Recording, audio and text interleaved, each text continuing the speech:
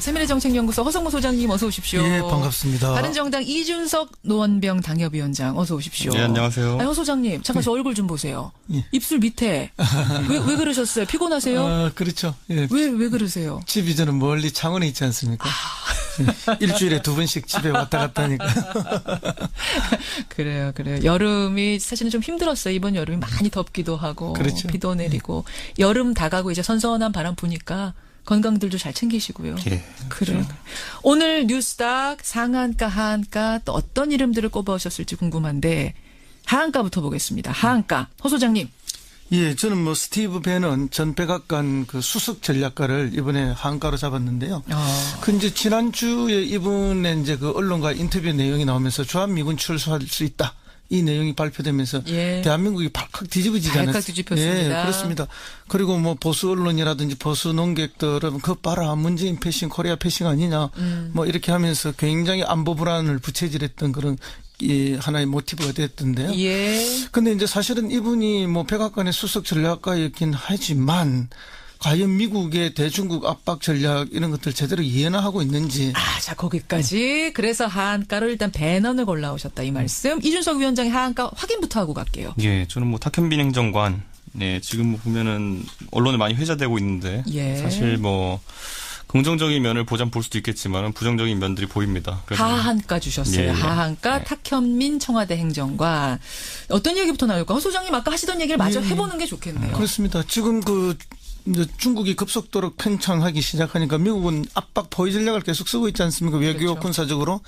근데 이제 제일 힘들었던 게 뭔가 하면 남중국해에 이제 중국이 크게 진출하고 예. 또 뭐 이렇게 무인도에 이렇게 군사기지 건설하고 이런 것 때문에 굉장히 스트레스를 받고 있는데 그 이제 핵심적인 필리핀에서 과거에 이제 미군 기지 철수했지 않습니까? 예. 그 지금 들어가고 싶어도 필리핀 못 들어가는 거예요. 또 두테르테는 또 중국과의 영유권 문제 갖고는 대립을 하지만 어쨌든 미국과 중국 사이에 줄타기 외교를 하면서 필리핀의 이득을 최대한 높이기 위한 노력을 하고 있단 말이에요. 예. 그러다 보니까 뭐 베트남하고 급속하게 관계 개선해서 미국이 견제 전략을 쓰고 있고. 예. 근데 만약에 주한미군을 철수한다. 그러면은 뭐 거의 아시아 전략을 포기하는 거나 마찬가지인데. 그러니까요. 그게 사실상 있을 수가 없고 팽택 미군 기지가 해외에서 가장 크고 가장 최첨단화된 미군 기지예요. 예, 그 예. 기지를 미국이 포기하고 갈 수 있겠느냐 할 때 동의하는 사람이 아무도 없는 거예요. 그런데 자기 혼자만 이런 주장을 하고 있으니까 동의받기 매우 어려웠다 하는 지적들을 하고 있고요. 결국 그것이 이제 지난 토요일 날 해임으로 이어지는 물론 그 그렇습니다. 이전에도 몇 가지 문제가 있었지만 그런 결과가 아니었느냐 이렇게 볼 때 어쨌든 그 전반적인 물론 뭐 북핵이나 미사일과도 관련이 있지만 전반적인 미국의 대외 정책을 이거 몰로주의 과거에 고립주의에 자기는 이제 대표적인 사람이기도 하지만 예.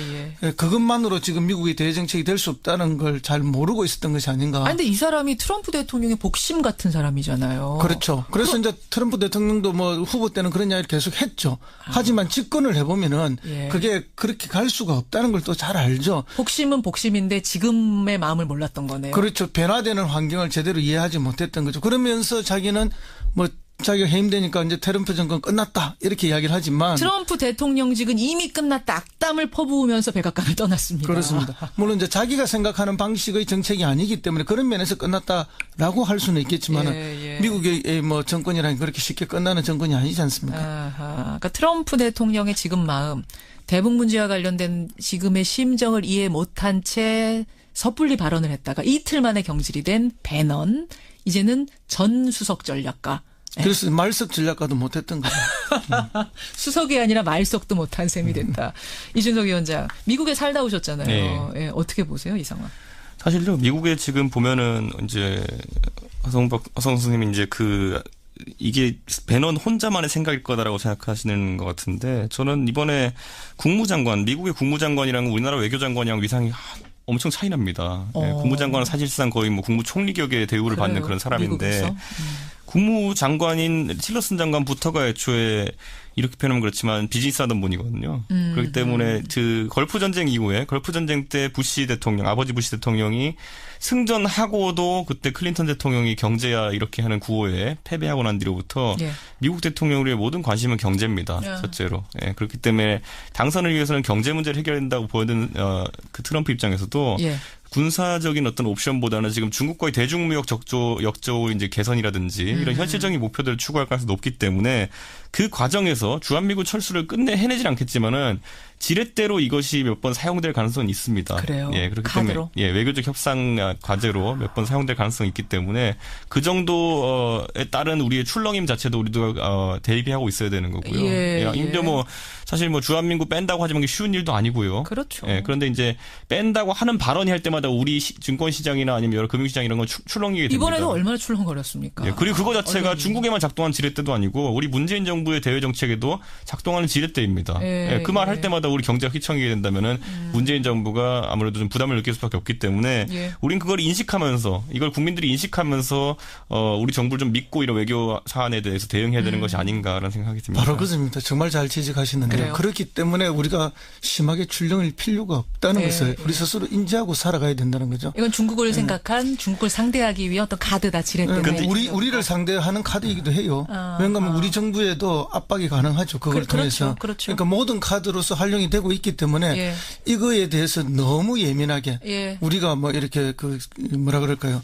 저쪽에서 기침 정도 했는데 우리는 뭐 완전 몸져 눕는 수준으로 그렇게 갈 필요 없다. 우리도 냉정하게 대응하는 그런 자세들을 기를 필요가 있다는 거죠. 결국 미국의 이익을 생각해서라도 주한미군 철수는 못할 거다라고 두 분 다. 저는 뭐 근데 저희야 이제 뭐 정부 당국자가 아니기 때문에 이런 말을 하고 국민들에게 전달할 수 있지만 반대로 정부에서는 굉장히 말 하나하나 조심해야 됩니다. 조심해야죠. 예를 들어 이게 만약에 진실이고 실제 전략상에 맞는 말이라 하더라도 이걸 외교가에서 예를 들어 미군이 이걸 어떻게 빼겠어. 지들 이익에 따라 주둔하는 건데 이런 식으로 표현하게 되면은 굉장한 외교적 결례가 되고 그런데 제가 가장 우려하는 건 뭐냐면 제가 지금 현재 여당 측 인사들을 만났을 때 굉장히 노골적으로 그 얘기를 하는 분들이 많습니다, 보면은. 그런데 이것들이 어떤 경로는 세워나간다든지 아니면 언론에서 받아서 보도를 한다든지 하게 되면은 이게 그야말로 이제 미국에게는 솔직히 말하면 배짱 플레이 하는 거거든요. 근데 이런 것들이. 빌미를 쥐어줄 수 있다. 그렇게 하지 않는 것이 좋기 때문에 저희가 알겠습니다. 라디오에서 언급하지 이거를 뭐 외교 당국자들이 입에서 안 나왔으면 좋겠습니다. 두 분도 여기서만.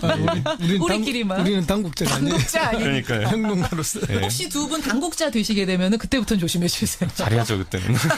스티브 배넌 전 백악관 수석 전략가 허성무 소장이 하한가로 찍어오셨습니다. 이준석 위원장의 하한가. 탁현민이란 이름이 오늘 등장하네요. 청와대 행정관. 근데 엊그제 그 대통령 취임 100일 성과 맡은 자리 여기도 탁 행정관이 기획한 거 맞죠? 그렇다고 봐야죠. 근데 왜 하한가 주셨어요? 그러니까 저는 이런 생각을 하게 돼요. 그러니까 뭘 잘했나 못했나 둘째 치고요. 대통령이 그러니까 우리도 군인이 보면은 군인도 자기가 어떤 패스를 걸지 결정할 수 있습니다. 본인이 뭐 덕장이 될지 지장이 될지 아니면 용장이 될지 이런 것들은 본인의 성향과 결부되어 가지고 하나의 뭐 성향이 나타나는 건데 지금 문재인 대통령께서 탁현민 행정관이 기획한 각종 행사들을 보면은 소통이라는 키워드에 방점을 찍는 것 같아요. 소통 맞아요. 근데 이 소통이라는 것이 사실 형식이라는 면에 치우치게 되면은 소통이라는 건 크게 보면은 형식적인 소통이랑 그리고 또 내용적인 소통이 필요한 것인데 형식적인 소통이 뭐냐면은 이런 신선한 방법으로 해가지고 분위기를 환기시키는 게 형식적인 소통이라면은 내용적인 소통은 뭐냐면 그 시점에 국민들이 가장 듣고 싶어하는 말에 대해서 적절한 해법을 내놓는 게 소통이거든요. 해법. 근데 그런 어떤 후자에 해당하는 정무적 소통이 약간 부족했던 행사가 아니었나. 무슨 말이냐면 지금 최근에 안보 위기라든지 아니면 또 계란 파동이라든지 이런 것들에 대한 언급 자체는 없고 어떻게 보면 굉장히 축제스러운 분위기였거든요. 그런데 우리가 지금 뭐 지난 100일 동안의 문재인 정부의 어떤 성과를 자축한다는 의미에서 이렇게 축제로 했다면은 정부의 성과라는 것은 어떤 정책이 시행되는 것 이후에 그 결과까지 나온 다음에 그 평가하는 겁니다. 지금 예를 들어 최저임금 인상하기로 했다라고 하는 이건 성과가 될 수가 없어요. 인상해서 좋아졌다가 성과가 돼야 되는 거거든요. 근데 그런 측면에서 축포를 터뜨리는 모습 자체가 제 생각에는 좀 이번엔 좀 무리하게 좀 기획된 행사가 무리한 아닌가. 행사였다. 그 100일 정확한 이름이 뭐였죠? 대통령 취임 보고대회였을 거예요. 대국민 보고대회. 네, 보고대회. 이게 밤 한 몇 시부터였죠? 8시부터 이제 1시간 동안 했는데 생중계가 됐죠. 저는 뭐 그런 지적은 충분히 하실 수 있는데 사실은 이 행사에 대한 성격 이해를 못한 분들이 그냥 비판을 위한 비판도 좀 섞여 있는 건 사실입니다. 그래요? 이 행사는 뭔가 하면은 지난번에 대통령이 취임하면서 인수위를 대신했던 게 뭔가 하면은 국정기획자문위원회가 있었습니다. 그것은 활동을 끝내면서 전체 보고서를 내고 청사진을 다 내서 국민들에게 보고를 다 했습니다, 이미.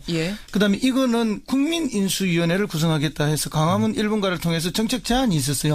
약 20만 건 정도라고 그러는데 그 제안들의 공통되는 주요 이슈들을 여러 개로 정리를 했고 그 정리된 것들을 해당 장관이나 해당 수석이 답변하고 또 마지막에 핵심적 이슈 2개에 대해서는 뭐 일자리라든지 뭐 그다음에 출산과 육아에 대해서는 대통령이 직접 답변하는 이런 형식으로 국민이 제안한 것을 어떻게 수용해서 하겠다는 그런 자리였거든요. 그리고 이게 7월 10일까지 제안을 마감해서 거기에 대한 답변이었단 말이에요. 예. 그리고 또 1시간짜리 짧은 거지 않습니까? 예. 그러니까 이 행사의 내용은 제안에 대한 답변하는 그런 정도였고 그 이슈도 7월 10일까지 이슈를 전달하는 거고 이렇게 하겠다고 이미 국민들에게 약속했던 것을 이행했던 행사입니다. 그런데 형식 정말 잘 됐고요. 장관과 수석과 대통령이 답변을 나누어서 하는 모습들은 좋았는데 예. 이제 최근의 이슈 왜 달걀을 안 넣느냐, 왜 뭐 핵 문제, 미사일 문제 이야기 안 하느냐. 말하자면 불리한 것들에 대해서는 왜 답을 안 내느냐, 그 뭐 불리한 왜 언급을 안 하느냐. 그 아래 저녁에 이제 이야기를 했는데 어제 수석 보좌관 회의에서 계란 이야기를 했지 않습니까? 예. 그리고 어제 그 UFG 그 얼지 포커스 가디언 훈련 그 계실 때 대통령이 이제 북한에 대한 안보 문제 이야기를 했습니다. 예. 그러니까 그런 것들을 이야기할 때는 이야기하는 장소들이 다 있고 시간이 있는 거예요. 알겠습니다. 그래서 이제 비판을 하려면 뭐든지 다 비판할 수는 있는데 좀 비판을 위한 비판도 좀 섞여 있다. 허성모 소장님은 대국민 보고대회 좋았다, 호평이다 이쪽이시고, 야당에서는 전파 낭비다, 그들만의 장치였다, 예능 프로그램을 보는 것 같았다, 정치 쇼였다, 이런 비난이. 그러니까 왜 제가 쇼도 잘하면 좋은 왜 제가 거예요. 이런 지적을 하냐면은 아까 말했던 형식적인 소통이라는 거는 그거 어느 정도 하면 사람들이 질립니다. 그래서 이제 결국 두 번째 아까 얘기했던 내용적인 소통, 그러니까 정책사한테 그 당시에 시의적절한 것에 대해서 답을 해야 되는데 어제 보면은 그 행사에서 아무리 이제 초등학생이 제안했다고 하지만은 예. 이미 대본도 유출됐고요. 예, 그러니까 대본이 나왔어요? 각본이 있었던 걸로 유출되었고 그렇게 한 그런 상황 속에서 지금 이것이 과연 진짜 아까 허성모 소장님 말씀하신 것처럼 국민들의 어떤 진짜 질문을 받아가지고 답하는 형식이었느냐. 우리가 잘 다 보지 않았습니까? 어린아이가 초등학교 3학년 아이가 와가지고 질문하는 것에 대해 가지고 이미 뭐 다 언론에서 어제 보도를 했지만은 각본이 있었고 각본에 맞는 답변이 나왔다라고 이제 확인된 상황 속에서 그것이 과연 내용적인 소통이냐에 대해 가지고는 저는 약간 의구심이 있습니다. 허성모 소장님. 예, 뭐 그 말씀도 지적할 수 있는데요. 이거는 원래 각본이 있어야 되는 행사입니다. 왜냐하면 국민들이 제안했던 걸 정리해서 각본으로 다 하고 그러니까 현장에서 즉석으로 그렇죠. 받는 게 그 아니라 제안자들 이미 중에 왔던 것 중에 뽑았다는 거잖아요. 그렇죠. 아니, 이미 근데 왔던 것 중에 뽑고 그 제안자 중에 가장 대표성이 있는 사람으로 예, 예. 그 질문을 하게 만들고 그게 답변을 누가 할 것인지도 미리 정하는 거고 이거는 각본이 있는 행사예요. 근데 그 전전날 했던 100일 청와대 기자회견하고는 기자회견은 다르다. 각본이 없는 거죠. 그러니까 행사의 성격이 전혀 다른 거예요. 전혀 다른 행사다. 근데 그런 걸 관계없이 이제 비판을 하고 싶은 분들은 충분히 이런 비판을 할 수는 있는데 그러니까 제가 두 번째 그 행사 자체는 예. 굉장히 그냥 형식적 소통에 가까운 것이었다라고 하는 게 어린아이가 와서 초등학교 3학년 아이가 물론 각본에 있는 질문이었긴 하지만은 예. 유문화재 뭐 공사할 때 유물을 파괴하지 말아주세요. 그러면 거기서 어떤 정신 나간 장관이 거기서 예 저는 파괴하겠습니다 이렇게 답합니까? 이게 그런 의미에서 네, 이게 무슨 정치적인 의미가 있어서 거기에 제 생각에 뭐 몇 분의 시간을 할애해야 되는 것인지 사실 뭐 그냥 뭐 모르겠어요. 초등학교 아이가 와가지고 예. 대통령에게 담대하게 질문한다 뭐 그런 의미에서 저는 좀 긍정적으로 봤습니다만은 예. 그러면 그것도 좀 엉뚱한 질문이 이런 게 나와서 좀 좋을 텐데 너무 뻔한 질문이었다. 각본이 있는 질문이었다니 그게 참 어이가 없는 굳이 거죠. 그 시간에 그 뻔한 질문하고 뻔한 답변할 필요가 있었겠냐 그 말씀이신 거죠. 아니, 그건 전두환 대통령한테 물어봐도 파기하겠다 안 해요. 그건 특출난 게 아닙니다. 이렇게 그거는. 보는 분들한테는 탁현민 행정관의 쇼 그날의 행사가 하한가란 얘기고 소장님 같은 입장 그러니까 그것도 국민들의 여러 가지 의견 중에 좋은 의견이면 그날 올릴 수 있었던 것 아니냐라는 입장에서 볼 땐 상할까가 되는 거고 그런 거네요. 그렇습니다. 그리고 이제 비판하시고 싶은 분들은 뭐 당연히 그런 비판을 또 야당을 하고 우리한테도 똑같은 시간을 달라. 근데 그런 주장은 과거에 또 민주당이 야당일 때 똑같이 했습니다. 정치적으로는 언제나 하실 수 있는 이야기고요. 예. 또 뭐 탁현민 행정관이나 청와대 기획했던 분들도 이 비판에 대해서는 또 겸허하게 받을 필요도 있다고 봅니다. 아, 그래요. 사실은 이제 그날 대국민 보고대회 현장에서 문재인 대통령이 간접 민주주의로 우리 정치가 낙오되었다. 이런 발언을 한 것이 또 야당의 굉장한 또 비판의 대상이 됐습니다. 이건 대의민주주의를 그러면은 부정하는 것이냐? 이건 어떻게 보세요? 대의민주주의를 부정하는 것은 아닌데 대의민주주의가 항상 좀 왜곡되고 국민의 민심을 제대로 받아들이지 못하고 대의제에 의해서 뽑혀온 분들의 자기 기득권으로 이렇게 왜곡되는 경우가 많지 않습니까? 그런 거에 대한 지적이었다고 저는 보고요. 네. 이제 그렇게 되었을 때 직접 민주주의에 대한 요구가 강하게 분출되지 않습니까? 그것이 과거에 이제 촛불 집회로 나타났던 거고 그래서 이제 그런 부분들에 대한 이제 총체적인 지적이 있지 않았느냐. 그리고 이제 자기는 그런 직접 민주주의도 소중하게 생각하겠다. 그래서 소통도 늘리고 뭐 직접 만나서 이야기도 듣고. 저는 이 취지라고 발언은 제가 봤을 때 이제 어떤 그 문제가 있냐면요. 예. 우리가 대부분의 국민들은 저 같은 사람도 하다못해 정치라는 사람도 좀 신경 안 쓰고 싶은 일들이 많습니다. 보면 예. 예를 들면 계란 살충제 사건 같은 경우에 왜 이런 일이 벌어졌냐, 좀 이거 알아서 공무원들이 잘하면 안 되냐 이런 생각을 하게 돼 있거든요. 근데 간접 민주주의라는 건 결국 우리가 맡긴 정부에 우리 일들을 많이 위임해달라는 얘기거든요. 위임받아서 해달라는 얘기인데 그걸 부정하고 다시 직접 민주주의로 내려온다는 거는 사실 국민들 입장에서는 그게 동작 안 하니까 우리가 나선 거지만은 굉장히 피곤한 얘기긴 합니다. 이게 돌아보면. 알겠습니다. 이거는 뭐 하여튼 주변부 이야기니까 여기까지 일단 하고 우리가 상한가를 부지런히 가야 됩니다. 상한가. 네. 왜냐하면 상한가에 등장한 인물들도 큰 인물 두 사람을 골라오셨어요. 이준석 위원장은 안철수 전 대표 골라오셨네요. 네, 그렇죠. 허성무 소장님은 홍준표 대표. 허성무 소장님이 하한가로 홍준표 대표를 몇 번이나 골라오시던 분인데 이거 상한가예요. 상한가로도 이번에 제대로 골라오신 거예요? 세 번째 골라온 겁니다. 진심이 아닌 것 같은데 이거는. 자유한국당 홍준표 대표가 이번 주에 어떻게 상한가입니까? 어쨌든 홍준표 대표가 지금 박근혜 전 대통령의 출당 이야기를 꺼냈습니다. 그것도 예, 대구에서 이제 박근혜 대통령의 정치적 고향 아닙니까? 예. 그것은 뭐 여러 가지 노림수가 있을 텐데요. 어쨌든 뭐 박근혜 대통령의 시대를 정리하겠다는 그런 원론적인 것도 있고 보수를 자기 중심으로 이제는 재편해서 지방선거에 대비해야겠다는 뭐 그런 바람도 있을 거고요. 결국은 이야기 중에 이런 이야기가 있었습니다. 친박 의원이라는 사람들이 별게 아니다. 그냥 국회의원 하고 싶어서 줄 서다 보니까 그거 간 거다. 그러니까 박근혜 전 대통령하고 일부 극소수만 제외하면은 뭐 전혀 문제가 없으니 딱 이런 면죄부를 줬어요. 예. 그거 뭔가 하면 앞으로 내주를 쓰라 이 이야기거든요. 그러니까 내부적으로 친박 의원들에 대해서 내주를 써서 이제 신분을 세탁해서 내하고 같이 가자 이 이야기 하나 메시지가 있고 또 하나의 메시지는 이제 바로 우리 이준석 위원장이 몸담고 있는 바른정당에 대해서 너가 당을 깨고 나가고 또 들어올 수 없다라고 이야기하는 그 명분 바로 박근혜 전 대통령 아니냐 그렇죠. 탄핵이면 그럼 출당하면은 들어올 수 있는 명분 되니까 지방선거 앞두고 우리 잘해보자. 잘해보자. 그런 여러 가지 메시지를 담고 있으면서 이런 이야기를 던지니까 언론이나 국민들의 중심이 관심을 받게 되죠. 정치공학적으로 상한가다 이번 주에. 그렇습니다. 정치공학적 상한가 홍준표 대표를 찍으셨어요. 저는 이준석 바른정당 분이 나오셨으니까 이준석 위원장한테 좀 질문 드려야겠네요. 네. 바른정당과 자유한국당이 하나가 될 가능성 몇 %? 지금 상황에서 뭐 하고 있는 거 보면 제로죠. 지금 자유한국당 제로입니까?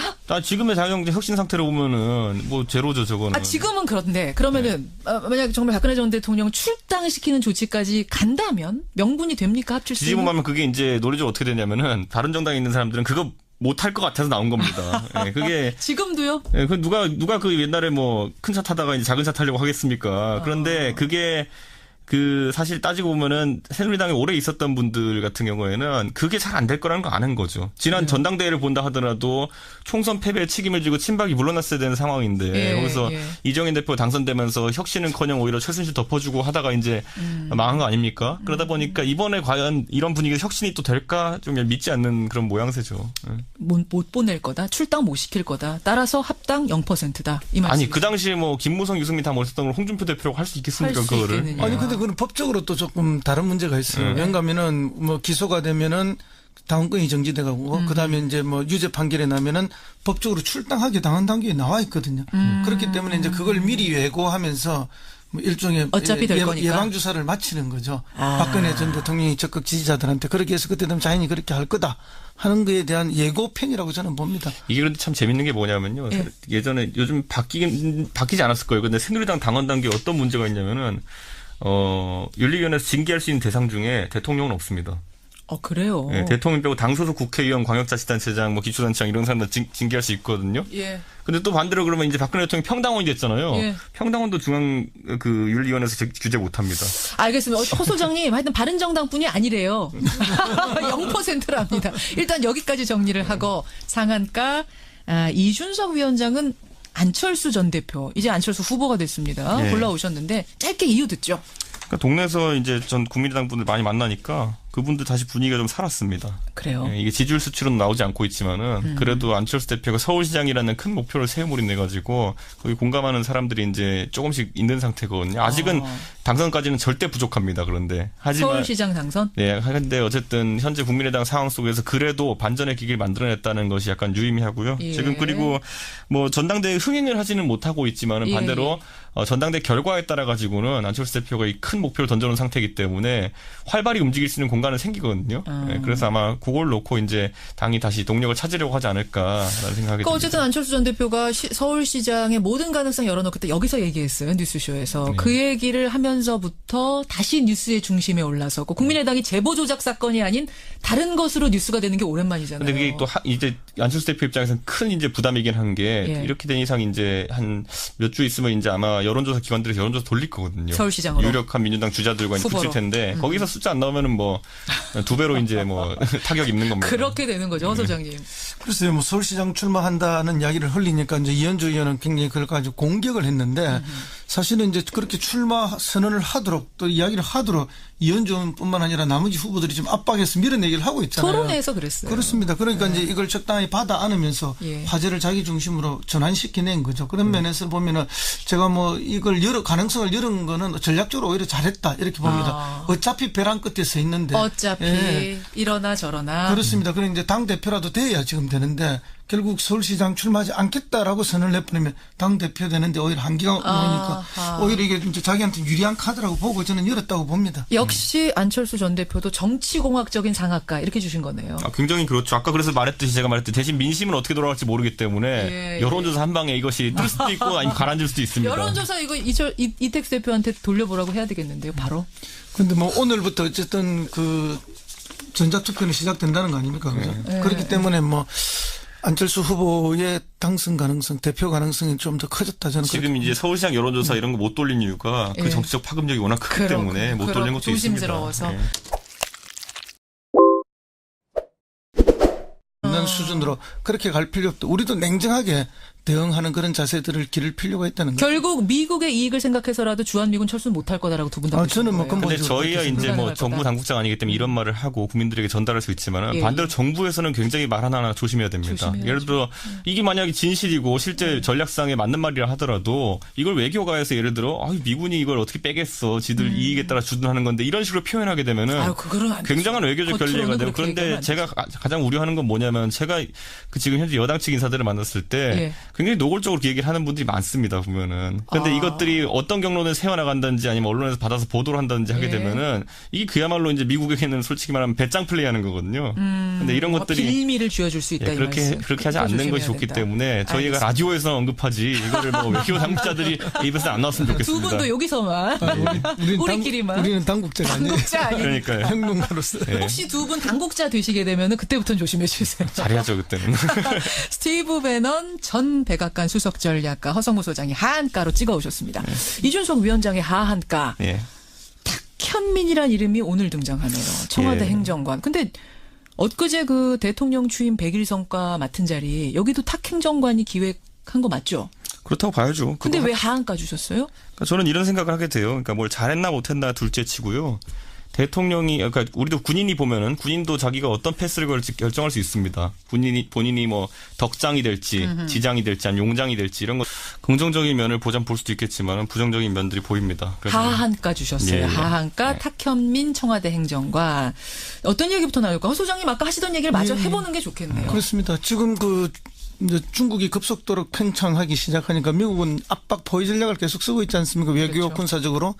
근데 이제 제일 힘들었던 게 뭔가 하면 남중국해에 이제 중국이 크게 진출하고 예. 또 뭐 이렇게 무인도에 이렇게 군사기지 건설하고 이런 것 때문에 굉장히 스트레스를 받고 있는데 그 이제 핵심적인 필리핀에서 과거에 이제 미군 기지 철수했지 않습니까? 예. 그 지금 들어가고 싶어도 필리핀 못 들어가는 거예요. 또 두테르테는 또 중국과의 영유권 문제 갖고는 대립을 하지만 어쨌든 미국과 중국 사이에 줄타기 외교를 하면서 필리핀의 이득을 최대한 높이기 위한 노력을 하고 있단 말이에요. 예, 예. 그러다 보니까 뭐 베트남하고 급속하게 관계 개선해서 미국이 견제 전략을 쓰고 있고. 예. 근데 만약에 주한미군을 철수한다. 그러면은 뭐 거의 아시아 전략을 포기하는 거나 마찬가지인데. 그러니까요. 그게 사실상 있을 수가 없고 평택 미군 기지가 해외에서 가장 크고 가장 최첨단화된 미군 기지예요. 예, 그 예. 기지를 미국이 포기하고 갈 수 있겠느냐 할 때 동의하는 사람이 아무도 없는 거예요. 그런데 자기 혼자만 이런 주장을 하고 있으니까 동의받기 매우 어려웠다 하는 지적들을 하고 있고요. 결국 그것이 이제 지난 토요일 날 해임으로 이어지는 물론 그 그렇습니다. 이전에도 몇 가지 문제가 있었지만 그런 결과가 아니었느냐 이렇게 볼 때 어쨌든 그 전반적인 물론 뭐 북핵이나 미사일과도 관련이 있지만 전반적인 미국의 대외 정책을 이 몰로주의 과거의 고립주의에 자기는 이제 대표적인 사람이기도 하지만 그것만으로 지금 미국의 대외 정책이 될 수 없다는 걸 잘 모르고 있었던 것이 아닌가. 근데 이 사람이 트럼프 대통령의 복심 같은 사람이잖아요. 그렇죠. 그래서 이제 트럼프 대통령도 뭐 후보 때는 그런 이야기를 계속 했죠. 하지만 집권을 해보면은 그게 그렇게 갈 수가 없다는 걸 또 잘 알죠. 복심은 복심인데 지금의 마음을 몰랐던 거네요. 그렇죠. 변화되는 환경을 제대로 이해하지 못했던 거죠. 그러면서 자기는 뭐 자기가 해임되니까 이제 트럼프 정권 끝났다 이렇게 이야기를 하지만 트럼프 대통령직은 이미 끝났다 악담을 퍼부으면서 백악관을 떠났습니다. 그렇습니다. 물론 이제 자기가 생각하는 방식의 정책이 아니기 때문에 그런 면에서 끝났다라고 할 수는 있겠지만은 미국의 뭐 정권이라는 그렇게 쉽게 끝나는 정권이 아니지 않습니까? 그러니까 트럼프 대통령의 지금 마음, 대북 문제와 관련된 지금의 심정을 이해 못한 채 섣불리 발언을 했다가 이틀 만에 경질이 된 배넌, 이제는 전 수석 전략가. 그래서 말석 전략가도 못했던 거죠. 수석이 아니라 말석도 못한 셈이 됐다. 이준석 위원장, 미국에 살다 오셨잖아요. 네. 어떻게 보세요, 이 상황? 사실요, 미국에 지금 보면은 이제 허성 선생님이 이제 이게 배넌 혼자만의 생각일 거다라고 생각하시는 것 같은데, 저는 이번에 미국의 국무장관이랑 우리나라 외교장관이랑 위상이 엄청 차이 납니다. 국무장관은 사실상 거의 뭐 국무총리격의 대우를 받는 그런 사람인데, 국무장관인 틸러슨 장관부터가 애초에 이렇게 표현하면 그렇지만 비즈니스하던 분이거든요. 그렇기 때문에 걸프 전쟁 이후에 걸프 전쟁 때 아버지 부시 대통령이 승전하고도 그때 클린턴 대통령이 경제야 이렇게 하는 구호에 패배하고 난 뒤로부터 미국 대통령의 모든 관심은 경제입니다. 첫째로. 그렇기 때문에 당선을 위해서는 경제 문제를 해결해야 된다고 보여드는 그 트럼프 입장에서도 군사적인 어떤 옵션보다는 지금 중국과의 대중무역 역조 이제 개선이라든지 이런 현실적인 목표들을 추구할 가능성이 높기 때문에 그 과정에서 주한미군 철수를 해내질 않겠지만은 지렛대로 이것이 몇 번 사용될 가능성은 있습니다. 그래요. 그렇기 카드로. 때문에 외교적 협상 과제로 몇 번 사용될 가능성이 있기 때문에 그 정도에 따른 우리의 출렁임 자체도 우리도 대비하고 있어야 되는 거고요. 이제 뭐 사실 뭐 주한미군 뺀다고 하지만 그게 쉬운 일도 아니고요. 그렇죠. 그런데 이제 뺀다고 하는 발언이 할 때마다 우리 증권 시장이나 아니면 여러 금융시장 이런 건 출렁이게 됩니다. 이번에도 얼마나 출렁거렸습니까? 그리고 그거 자체가 중국에만 작동한 지렛대도 아니고 우리 문재인 정부의 대외 정책에도 작동하는 지렛대입니다. 그 말 할 때마다 우리 경제가 휘청이게 된다면은 문재인 정부가 아무래도 좀 부담을 느낄 수밖에 없기 때문에 우린 그걸 인식하면서 이걸 국민들이 인식하면서 우리 정부를 좀 믿고 이런 외교 사안에 대해서 대응해야 되는 것이 아닌가라는 생각이 듭니다. 바로 그렇습니다. 정말 잘 지적하시는데요. 그렇기 때문에 우리가 심하게 출렁일 필요가 없다는 것을 우리 스스로 인지하고 살아가야 된다는 거죠. 이건 중국을 생각한 중국을 상대하기 위한 어떤 카드다 지렛대. 근데 우리를 상대하는 카드이기도 해요. 왜냐하면 우리 정부에도 압박이 가능하죠. 그걸 통해서. 그렇죠. 그러니까 모든 카드로서 활용이 되고 있기 때문에 이거에 대해서 너무 예민하게 우리가 뭐 이렇게 뭐라 그럴까요? 저쪽에서 기침 정도 했는데 우리는 뭐 완전 몸져 눈.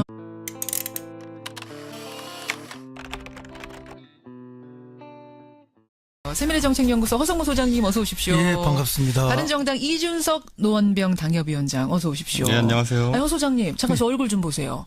입술 밑에 왜 그러셨어요? 피곤하세요? 그렇죠. 왜 그러세요? 집이 저는 멀리 창원에 있지 않습니까? 일주일에 2번씩 집에 왔다 갔다 하니까. 그래요. 여름이 사실은 좀 힘들었어요. 이번 여름이 많이 덥기도 하고 비도 내리고 여름 다가고 이제 선선한 바람 부니까 건강들도 잘 챙기시고요. 그래요. 오늘 뉴스닥 상한가, 하한가 또 어떤 이름들을 꼽아오셨을지 궁금한데 하한가부터 보겠습니다. 하한가. 허 소장님. 저는 뭐 스티브 배넌 전 백악관 수석 전략가를 이번에 하한가로 잡았는데요. 이제 지난주에 이분의 이제 언론과 인터뷰 내용이 나오면서 주한미군 철수할 수 있다. 이 내용이 발표되면서 대한민국이 발칵 뒤집어지지 않았어요. 발칵 뒤집혔습니다. 그렇습니다. 그리고 뭐 보수 언론이라든지 보수 논객들은 그거 봐라 문재인 패싱 코리아 패싱 아니냐 뭐 이렇게 하면서 굉장히 안보 불안을 부채질했던 그런 하나의 모티브가 됐던데요. 근데 이제 사실은 이분이 뭐 백악관의 수석 전략가였긴 하지만 과연 미국의 대중국 압박 전략 이런 것들 제대로 이해나 하고 있는지. 자, 거기까지. 그래서 하한가로 일단 배넌을 골라오셨다 이 말씀. 이준석 위원장의 하한가 확인부터 하고 갈게요. 저는 뭐 탁현빈 행정관. 지금 뭐 보면은 언론에 많이 회자되고 있는데 사실 뭐